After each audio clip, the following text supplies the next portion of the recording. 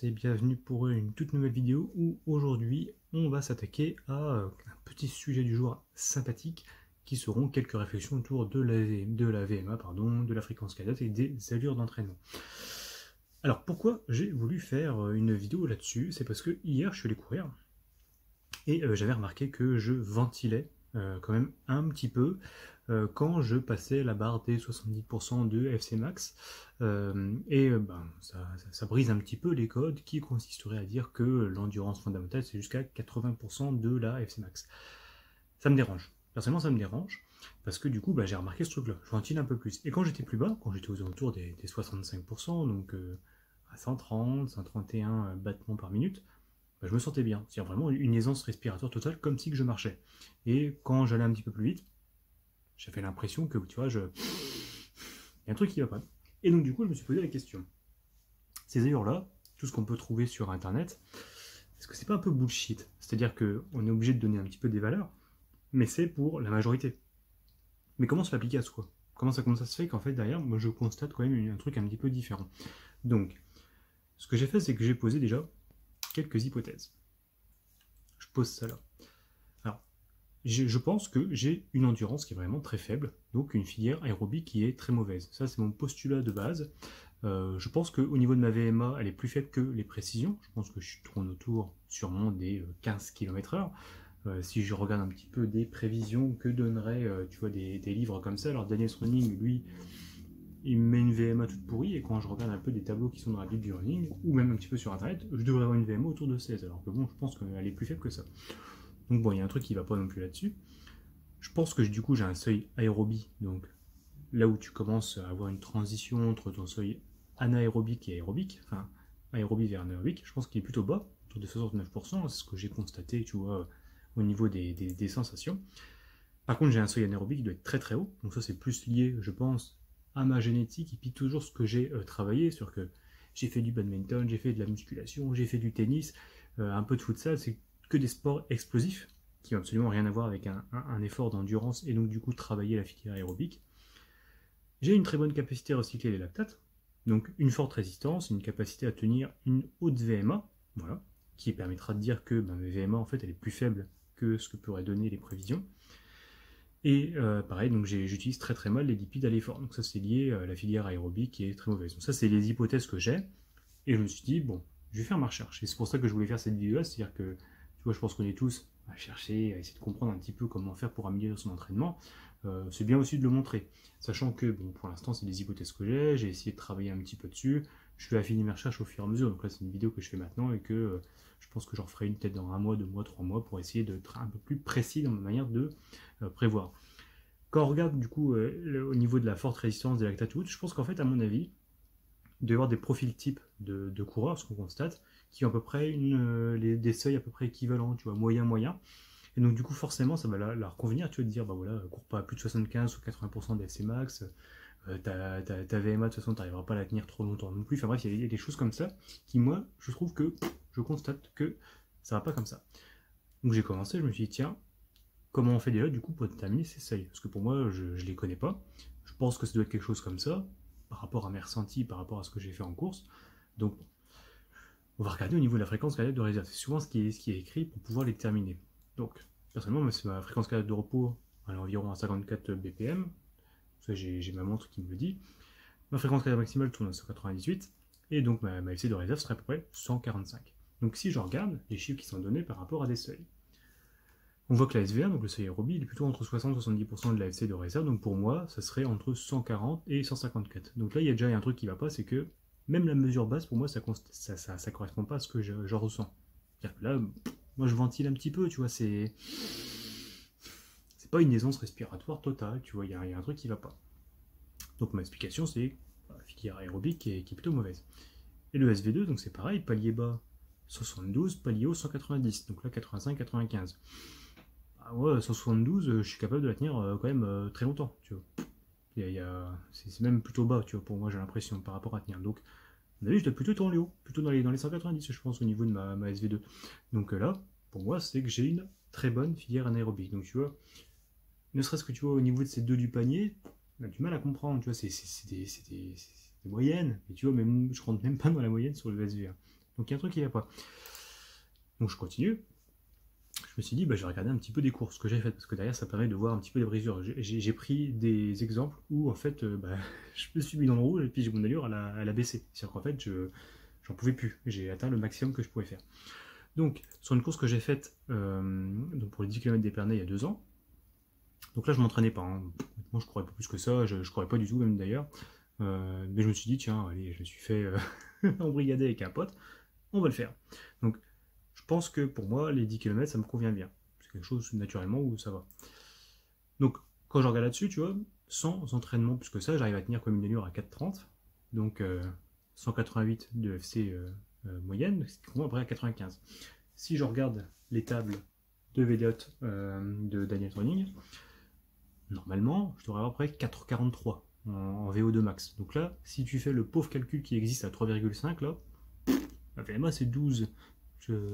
Je sais même pas ce que ça. Pour moi, il sert à rien ce chiffre, hein, mais bon. Pareil, c'est des chiffres qui sont pour la moyenne, mais bon, personnellement, il ne va pas. Donc ça veut dire qu'à mon avis, j'ai une très très bonne économie de course. Hein, je suppose que ça peut être autrement. Hein.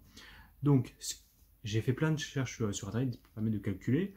Apparemment, ma VMA estimée par rapport à ce temps-là sera environ 14,5 avec un indice d'endurance qui est plutôt haut. Donc tu vois, normalement, moins 12 t'es mauvais, moins 1 t'es très très bon. Plutôt moins 2, je crois. Donc là, moins 5,2 c'est quand même plutôt pas mal. Donc j'extrapole. Si ma VMA, donc c'est 14, 14,4, 14,5, alors je peux tenir 24 minutes à 92% de ma VMA. Ce qui est pas mal, tu vois. Est-ce que ça serait potentiellement ma SVE2? Peut-être. En tout cas, peut-être qu'il serait même d'ailleurs un petit peu plus élevé. Enfin, je sais pas. Il va y avoir quelque chose comme ça. Pareil, je vais essayer de voir pour le marathon de Reims que j'ai fait en 2019. Donc là, pareil, là, ça a cassé au bout de 2h47. Là, j'en pouvais plus. C'était vraiment la merde. Donc, l'allure, à peu près 5,10, 5,15 hein, sur le place que j'avais, et je tenais ma FC Max après à 90, 95. Alors j'ai corrigé à peu près, hein, ça me donnait une moyenne après à 5,11, parce que tu vois, le marathon de Reims, c'est un peu la merde. Il y a du dénivelé en plein milieu, donc bon, ça fait mal. Donc extrapolation, pareil, hein, si ma VMA, donc si tu prends par rapport à ce que j'ai fait avant, c'est 14,5, alors pour 90% de FC Max, je suis après à 80% de la VMA. Ce qui veut dire que je suis capable de la tenir quand même très longtemps. Donc, quels seraient mes seuils par rapport à ces choses-là? Parce que pour moi, à mon avis, les meilleurs moyens de pouvoir extrapoler sur sa VMA, sur sa manière de courir, et surtout quel profil de coureur tu pourrais être, bah, c'est utiliser ce que tu fais en course, tu vois, sur deux choses qui sont très différentes. Donc, selon mes ressentis, pour moi, je pense que ma SV1, voilà, c'est sûrement 69%, soit environ 9,4 km/h. Donc, si tu vois, ça fait 65% de la VMA, c'est pas ouf. Donc, j'ai une grosse marge de progression. C'est pour ça que là, c'est comme ça que je vais devoir m'entraîner, parce que derrière, autant, tu vois, mon économie de course, je pense qu'elle est très bonne, parce que derrière, bah, c'est ce que j'ai plus ou moins entraîné, et puis derrière, on verra après. Je pense qu'à mon avis, c'est la génétique, il doit y avoir quelque chose comme ça. Je pense que j'ai une grosse marge de progression, c'est-à-dire essayer de faire repousser ça. À mon avis, la face, le truc qui fait que je suis pas bon là-dessus, c'est parce que je sais pas utiliser les lipides comme source d'entraînement, comme source de substrat énergétique, c'est sûr et certain. Parce que derrière, j'ai toujours été un peu grassouillet. Depuis que je suis gamin, j'ai toujours été un petit peu grassouillet. Donc ça veut dire que je ne suis pas quelqu'un qui recycle très bien les lipides et les utiliser. Tu vois, je suis plutôt quelqu'un qui utilise très très bien les sucres, d'où une bonne capacité en filière anaérobique. Ce qui fait que je vais devoir beaucoup m'entraîner à utiliser justement les lipides, les lipides, les lipides. Donc des sorties longues, j'imagine qu'il faut que je fasse ça. Et puis après derrière, bah, sûrement, ouais, je pense qu'il n'y a pas grand chose à faire autre chose que ça. Donc si je prends la SV2, bah tu vois, l'allure que j'ai tenue, c'est à peu près 10 km sur celui d'Épernay, donc je pense que je vais prendre celui-là. Donc tu vois, 13,33 avec 188 de battement. Je pense que c'est celui-là, ça doit être à peu près mon seuil. Alors, ce qui est un peu chiant, c'est que tu vois, ces deux vitesses-là, c'était quand je m'entraînais pas trop. Mais à mon avis, tu vois, j'ai repris l'entraînement depuis 2 mois, j'ai pas eu une progression extraordinaire. Donc je pense que je dois tourner toujours autour de ces trucs-là. Donc bah voilà, tu vois, je vais continuer là-dessus.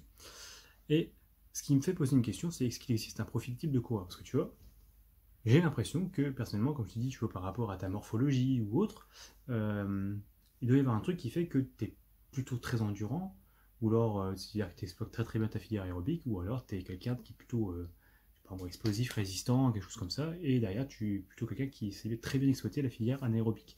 Donc, la question que je me pose, c'est est-ce qu'il y a des gens endurants et des gens explosifs, génétiquement? Parce que c'est quelque chose qui existe beaucoup en musculation, je crois que je l'ai mis là, c'est que tu as cette différence qui existe, elle est très notable. C'est-à-dire qu'en fait, pour certains, on va prendre un exercice très simple où tu vas pouvoir faire une répétition maximale, c'est-à-dire que tu ne sais pas faire plus.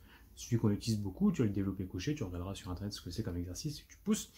Donc, si par exemple tu sais faire une répétition maximale à 100 kg, c'est-à-dire que tu ne sais pas en faire une deuxième, c'est vraiment ton maxi, et bah derrière, normalement tu as des relations qui existent. C'est-à-dire que si tu es quelqu'un de plutôt très explosif, c'est-à-dire pas très endurant, ton 80% de cette répétition maximale, donc ce poids que tu utilises ça va équivaut à peu près à 8 répétitions, donc ça c'était mon cas. Par exemple, je savais faire 8 répétitions à 100 kg, mon maxi était à 120. J'étais incapable de faire 10 répétitions à 100 kg. 10 répétitions, oui c'est ça, à 100 kg. Incapable. J'étais pas endurant. Les gens qui sont plutôt la majorité, c'est plutôt, voilà, ils ont le DRM qui correspond, et puis après derrière, il y en a qui vont même jusqu'à 12. C'est-à-dire qu'en fait, il faut une répétition à 120 kg, ou une répétition à 100 kg, et derrière, ils savent en faire 12 à peu près à 80 kg. Donc c'est des gens qui sont extrêmement endurants. Donc il existe cette génétique hein, dans la musculation, mais c'est bizarre, en course à pied, bah, putain, pour trouver des choses sur ce sujet, putain, j'ai cherché partout, mais il n'y a pas de relation. C'est-à-dire qu'en fait, ils donnent toujours des plages, des trucs comme ça, mais qui, avec moi, pour personnaliser ton entraînement, c'est assez compliqué, tu vois. Là, tu vois, je me trompe dans ma manière de courir en ce moment. Je vois bien, là, je suis encore trop élevé. Putain, en fait, faut que je m'entraîne à une fréquence cardiaque qui est super basse, mais bon, c'est tout, c'est comme ça. Et j'ai vu une étude, donc tu vois, il y a des personnes qui sont génétiquement plus sensibles à l'intensité qu'au volume, et inversement. Il y a des gens qui sont plutôt sensibles à avoir une intensité très très élevée, donc du coup plutôt exploiter, utiliser la filière anaérobique, et après d'autres qui sont plutôt à avoir du volume, c'est-à-dire pas trop intense, mais beaucoup de volume, beaucoup de kilomètres. Et apparemment, ce seraient des personnes qui auraient une HRV, donc une variabilité de fréquence cardiaque haute de base. Et il y a une petite étude que j'ai chopée sur PubMed. Je ferai une vidéo là-dessus. Hein. Donc PubMed, c'est un moteur de recherche qui va rechercher plein d'études scientifiques qui ont été faites. Et donc du coup, j'ai vu qu'il y avait un truc là-dessus où il disait justement que ceux qui avaient une variété de fréquence cardiaque qui est quand même, je crois que c'est les pics de haute fréquence qui est très très élevé la nuit. Et ben eux, ils sont plutôt à devoir faire des entraînements à haute intensité. Donc si ça se trouve, voilà, peut-être que je rentre plutôt dans ce truc-là. Enfin, après, je sais pas comment personnaliser au maximum, mais en tous les cas, il y a l'air d'avoir une génétique là-dessus. Tu vois, ils ont fait une étude sur 37 personnes, alors ils ont fait 8 semaines d'entraînement tous ensemble, déjà pour essayer de se mettre après au niveau. Et après d'ailleurs, ils font 8 semaines d'entraînement où ça va être que du volume, l'autre ça va être de l'intensité. Puis après d'ailleurs, ils se rendent compte quand même qu'il y a des différences. Et ils ont vu qu'il y avait des différences, une corrélation par rapport à la variabilité de fréquence cardiaque, qui montrerait des aptitudes à faire telle ou telle chose. Donc, s'il existe sûrement des choses comme ça, il doit exister à peu près, enfin, il doit y avoir tout un lien après d'ailleurs qui doivent se faire sur ce sujet-là. Donc bon, j'ai posé ça là. Je vais continuer de réfléchir sur le sujet, continuer à faire des recherches. Peut-être que je ferai des tests sur, je sais pas moi, des tests de demi-Cooper, des trucs comme ça, ou peut-être même un jour, je m'amuserai à faire un test d'effort pour vérifier si tout est bon. Mais bon, pour l'instant, j'ai un niveau qui est beaucoup trop faible pour pouvoir aller dépenser de l'argent pour aller faire ça, donc on verra ça plus tard. Donc bon, si tu as des bonnes infos sur ce sujet, je suis preneur, parce que derrière, je t'avoue que je suis un petit peu perdu des fois sur tout ce qu'on peut trouver sur internet et comment faire pour bien personnaliser son entraînement. Voilà, je te remercie de m'avoir écouté, je te dis à plus.